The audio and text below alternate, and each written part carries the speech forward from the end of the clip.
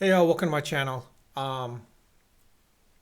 Yesterday, I posted a video yesterday about the Knicks and the state of the NBA. But after the Cleveland Cavaliers game yesterday on February 24th,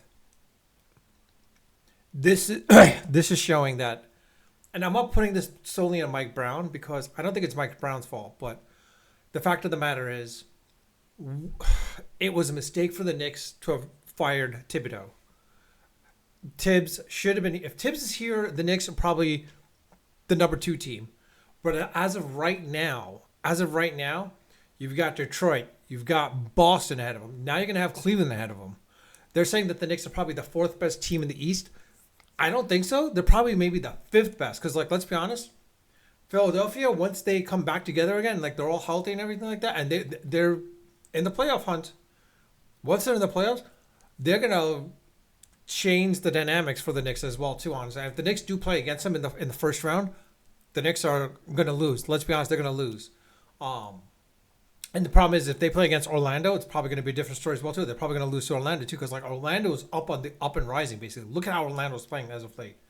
Um, the fact of the matter is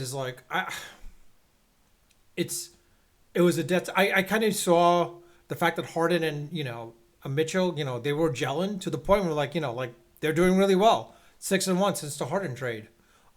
They're on the rise. They're probably going to overtake the Knicks for the number three spot, which means the Knicks are going to be in the number four spot, which means they're most likely going to be playing against the not 76ers, but I think the Raptors, or depending, well, it could be the 76ers as well too if they get hot as well too, or the Magic. Honestly, this is a case where the way the Knicks were built, it should have been, and the fact of the matter is that Indiana, without Tyrese Halliburton, they should be able to surpass him, and only time will tell. Time will tell. Let's see. But reality is between now and the playoffs, the Knicks have to regroup and figure it out. They have to figure it out because, quite honestly, this is not a case where the Knicks can goof around at this point. Because, quite honestly, this is it. This is their year. Has to be their year. After that, they've got nothing. Because, quite honestly, I think the Mikal Bridges trade has screwed the Knicks and their future. Quite honestly, because they've got nothing at this point. They've got nothing. This is the team. That's it. You're not going to get a Giannis unless the Knicks get three other teams involved. They're not getting Giannis, and I don't think Giannis is going to leave at this point because outside of Milwaukee, the only team I think he would want to go to is either New York or LA. I think those are the only other two places he would go to, and I mean LA Lakers. Quite honestly, the Knicks had a shot with getting Giannis last year in spring. I mean during the summer. Problem is Rose surrendered 5 first-round draft picks for Mikal Bridges. And he's not even your fourth best player. He's not an all-star and not even your fourth player. He's probably your fifth best player on your team. You got Brunson, you got Cat, you got OG Anunoby, and you've got Hart ahead of him. Why Rose surrendered 5 first-round draft picks for this guy and 4 uncontested? It makes no sense. I don't understand. Unless Brunson pushed Rose to bring him on board, which, fine. If Brunson was pushing him, you don't surrender 5. I mean, Rose should understand you're not surrendering 5 first-round draft picks. Honestly, when KD was traded, no team surrendered more than 3 draft picks. When Doncic was traded, I mean, the guy was definitely worth at least 2 draft picks beside KD. Quite honestly, or AD. I'm sorry, beside AD, he's worth 2 draft picks. I mean, honestly, it made no sense. No sense. And the problem is, Mikal Bridges can bitch all he wants, but the thing is, he is not proving what his worth is for those draft picks, for his trade value. He has not proven it yet.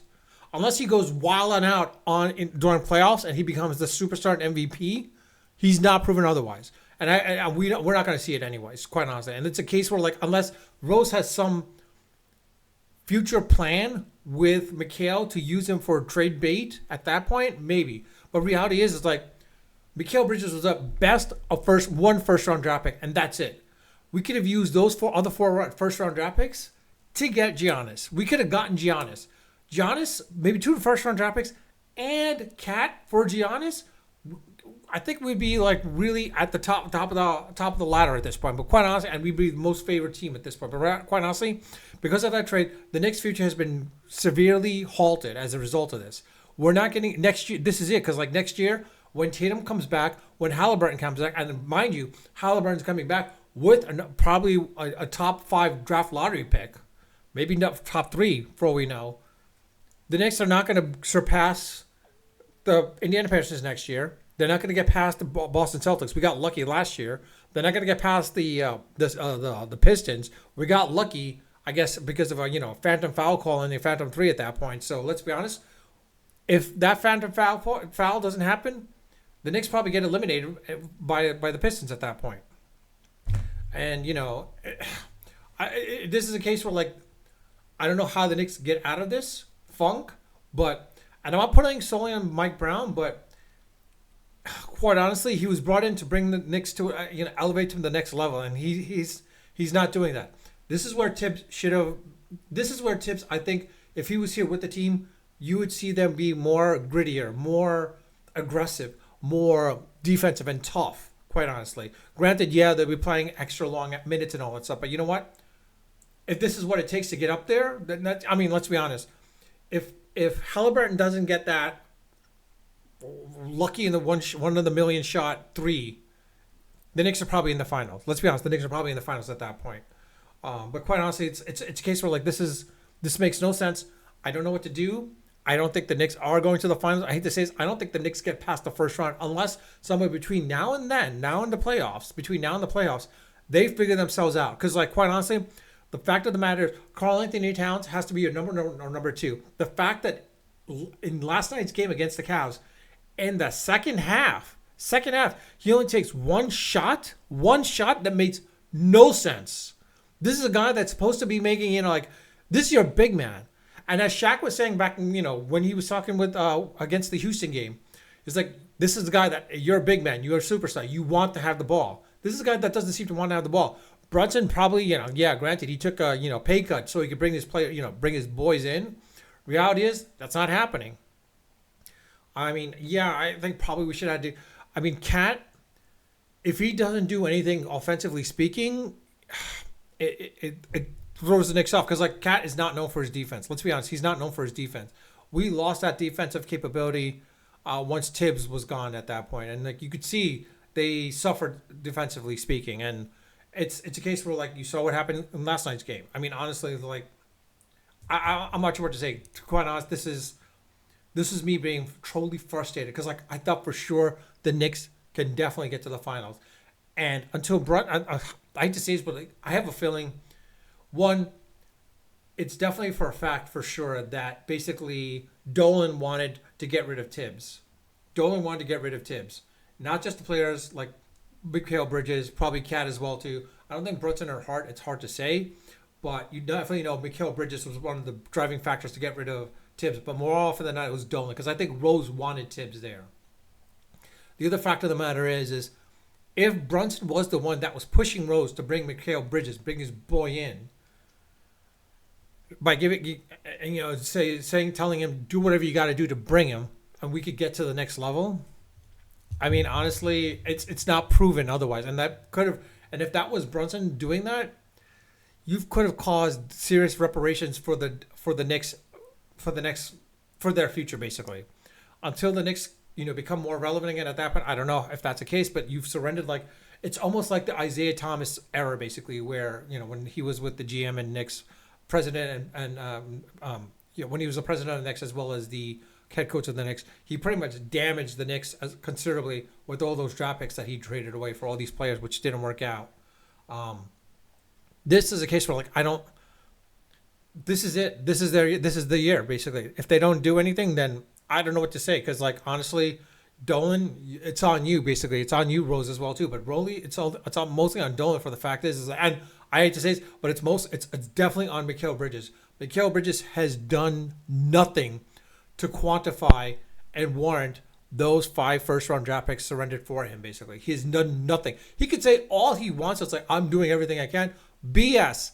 You give up 5 first-round draft picks for a superstar, not for a non-all-star. A non-all-star. This is a dude, yeah, he might be an Iron Man, but Reality is, Iron Men don't win you championships. Superstars do. He's not a superstar. And I mean, at least Hart is definitely worth the first round draft because, like, you could see what he's doing with the team at this point. You could see that he's kind of that glue, that heart of the team, basically, at that part, heart and soul kind of of the team, basically. But reality is like, we're screwed. We've got nothing. I don't know how we could get Giannis at this point. Honestly, if we had a shot with him last year. If we had at least two of those first round draft picks, probably could have gotten Giannis. Honestly, if we had two of those first round draft picks that we gave up for Mikhail, we could have gotten Giannis for sure. At this point, I don't know what we can do because, like, we're not going to get a superstar. I hate to say this, but, like, after this year, after next year, because, like, the Knicks are not going to get past the first round next year. After next year, honestly, you're going to have to break up the Knicks. I don't know what you got to do, but you're going to have to break up the Knicks. Everyone's going to say, well, you can't get rid of Brunson. Brunson's our superstar. He's a Knicks superstar, but he's not an NBA elite superstar. You're going to still argue and say, it's like, no, he is an elite superstar. No, he's not. Until he proves otherwise, that he can get the Knicks to the finals. Now, you could say, well, like, there are other superstars that never got. It was like, that's not true. Charles Barkley, superstar, never won the finals, but still got him to the finals. Karl Malone and John Stockton, superstars, never won the finals, but they got to the finals at least. I was going to say Hakeem Olajuwon, but that's not entirely true. Barkley, Malone, who's the other dudes? Who are the other dudes that were superstars that really didn't get to the finals? They got to the finals, but they didn't win the finals. Gary Payton was more of a tier 1A. Let's be honest, he was more of a tier 1A. The Phoenix Suns, Houston Rockets. David Robinson, he eventually won, but that was only because of Tim Duncan, basically. I don't know. Patrick Ewing, that's the other one. Patrick Ewing, superstar, didn't win the finals, but got him to the finals at least. So this is a case where, like, Reggie Miller as well too, superstar, got him to the finals, didn't win it, but at least got him to the finals. Reggie Miller is another one, basically. These are classic examples of these are superstars, tier 1 superstars. Got him over the hump, got him into the finals. Brunson has not got him to the finals. And you're going to say, well, yeah, he has to have like a supporting. He's got the supporting cast that he wants. This is his cast. He wanted Mikal Bridges. He wanted Josh Hart. You've got Karl Anthony Towns. It's on you guys now to basically, it's on him basically now to get him over that hump. They had that shot last year. They didn't. If he had gotten them into the finals last year, I would have said, yeah, okay, Brunson is he's a superstar. Reality is, I don't think he's there. I would not be surprised in 2 years from now that he wants to be traded. I would not be surprised if he wants to be traded, quite honestly. Similar to the point where, like, I hate to say it's Karl Anthony Towns, he's probably going to want to be traded at that point. I mean, I think he's liking the New York nightlife as well as the stardom that surrounds it because of Broadway and all that stuff. I think he wants to stay in New York at this point. Honestly, if the Knicks can find a way to get John Morant, get John Morant. I know it's a bad idea to get John Morant because, like, dude's like, a loose cannon, and being in New York, a big city, he'd probably be in jail at this point. But reality is like, I'll take it because this is a guy that probably can lead him into the promised land at that point if they can contain him. I don't know. This is pure frustration on my part. I am just like, I knew the Pistons owned the Knicks at this point for the regular season, not in the playoffs. For the regular season, we'll have to wait and see in the postseason. But I didn't think the Cavs, this game was gonna play out like it was, basically, where like the Knicks had no heart. The fact that Cat only had one attempt in the second half. Both Brunson and Mikal Bridges, their 3-pointers were like, who knows what at that point. I mean, I don't know, 12 for 36. I mean, this is like, I've gone over again. Normally I never go over this much, but like, it's just so much frustration with the Knicks. I just so highly frustrated. I don't know what to do. All I got to say is like, looking forward towards baseball season with the Mets. Hopefully the Mets do something. But reality is like, this is not a situation where I think Knicks fans should anticipate them to be in the finals. I hate to say this, but like, as a Knicks fan, diehard as I am, depending on who they play in the first round, if they play against the 76ers or even the Orlando Magic, I don't think the Knicks are getting out of that first round if this is the way they're going to be playing. Honestly, teams top tier teams that they have played, they are under 500. They are under 500. That's where the Knicks are right now. The Knicks probably, I thought with the Knicks, the way they came back from Houston, I honestly thought maybe Houston basically handed it to the Knicks, basically, because like it seems like Houston became so complacent that they just handed it to the Knicks, and that's why I was like, oh yeah, the Knicks finally they're going back to their ways, and then they're coming back, and I was like, no, I think that was complacency on their part, because like last year when the Knicks came back against the Celtics twice when they came back against the Celtics in the playoffs, that showed their grittiness, that showed their toughness, that showed their, you know, their will, that they were able to beat Tatum and Brown. This time around, if they go against Brown in the playoffs, they're losing against Brown, because like Jaylen Brown has elevated himself to another level. He's become to another level at this point. Like when Tatum comes back, I have to say it's like the Celtics are probably going to be Jaylen Brown's team, not Tatum.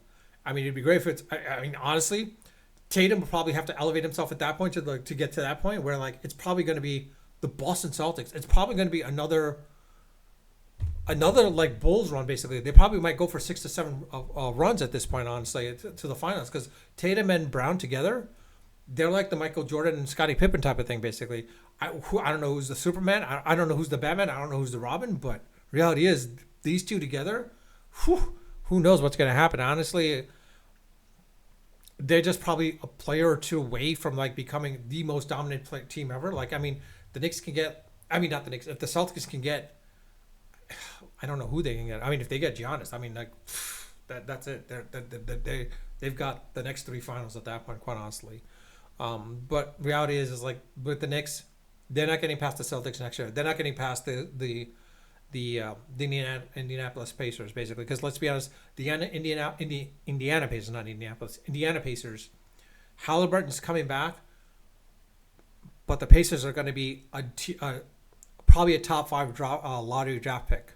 They're going to have a top 5 lottery pick, most likely a top 3. If they get a top 3, forget it. The Knicks are done. Forget it. They're not getting past the Pacers. They are not getting past the Celtics. These are the 2 teams that they're going to get past. And I have no idea what happens with the Orlando Magic, because quite honestly, they're a team to be reckoned with. They are definitely a team to be reckoned with. And with the Cleveland Cavaliers right now, the way things are, they are going to go deep. They're going to go deep into the playoffs. I have a feeling it's going to come between Cleveland and Detroit. Between those 2 teams in the Eastern Conference Finals, for them, one of those 2 teams are going to go into the finals. I have a feeling what's going to happen if Donovan Mitchell stays healthy, and the rest of the team stays healthy throughout the entire playoffs. Cleveland goes to the finals. Cleveland goes to the finals at that point. Everyone's going to say he's like Detroit, but reality is like Cade Cunningham has to prove himself in the playoffs. Once they're in the playoffs and they get past each of these teams, if they get into the final Eastern Conference Finals, it's possible. The reality is I think it's going to be the Cleveland Cavaliers that are probably going to be in the finals this year. It's probably going to be Cleveland versus San Antonio or Cleveland versus Oklahoma. Only time will tell. But hey, say it's like this is not the Knicks year. Even though it's earlier in the season, before the season started, we thought, okay, this is going to be the Knicks season. I want to say it is possibly, but there's a 5% chance this could be the Knicks season still. 5% chance. I'm giving them still 5%, but between now and the playoffs, the Knicks have got to regroup and figure themselves out and become what they were for the past couple of years. I know Tibbs, they don't have Tibbs now. It's Mike Brown, but reality is they've got to become what they were supposed to be, basically. With that, I'll leave it at that. You're welcome to leave a comment in the comment section. You're welcome to agree with me, disagree with me if you want to in the comment section. Go ahead. I would love to discuss. With that, I'll leave it at that. Unfiltered, unedited, of course, always unrehearsed. Until next time.